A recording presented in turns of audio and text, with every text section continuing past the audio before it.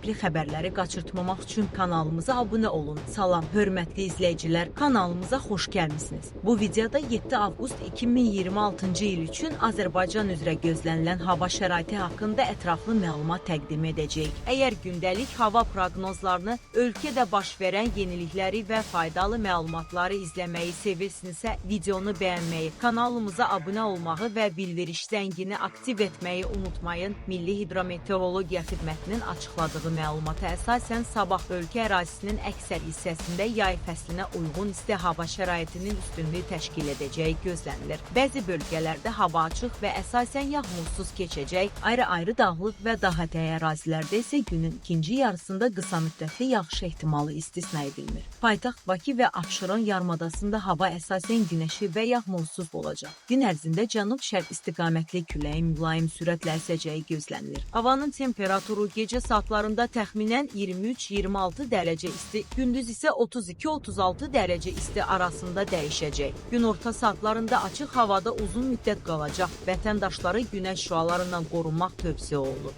Azərbaycanın aran rayonlarında hava əsasən yağmursuz keçəcək. Gün ərzində temperaturun 35-38 dərəcəyə qədər yüksələcəyi gözlənilir. Xüsusilə günorta saatlarında isti hava şəraiti daha çox hiss olunacaq. Bu səbəbdən bol may qəbul etmək imkan daxilində kölgəlik yerlərdə olmaq və birbaşa günəş altında uzun müddət qalmamaq məsləhət görülür. Dağlıq və daha təy rayonlarda isə hava dəyişkən buludlu olacaq. Günün ikinci yarısında bəzi ərazilərdə qısa müddətli yağış yağacağı, çimşək çaxacağı ehtimal edilir. Bu hava hadisələrinin lokal xarakter daşıyacağı bildirilir və bütün bölgələri əhatə etməsi gözlənilmir. Səhər saatlarında bəzi rayonlarda duman müşahidə oluna bilər. Dumanın görünüş məsafəsini məhdudlaşdıracağı ehtimal olduğundan avtomobil sürücülərinə diqqətli olmaq, sürət həddinə riayət etmək və yol hərəkəti qaydalarına ciddi əməl etmək tövsiyə olunur. Kənd təsərrüfatı ilə məşğul olan vətəndaşlar üçün də sabahki hava şəraiti ümumilikdə əlverişli hesab olunur. Lakin dağlıq ərazilərdə gözlənilən qısa müddətli yağış ehtimalı nəzərə alınmalı, açıq sahədə görüləcək işlər planlaşdırılarkən yerli hava şəraiti izlənilməli.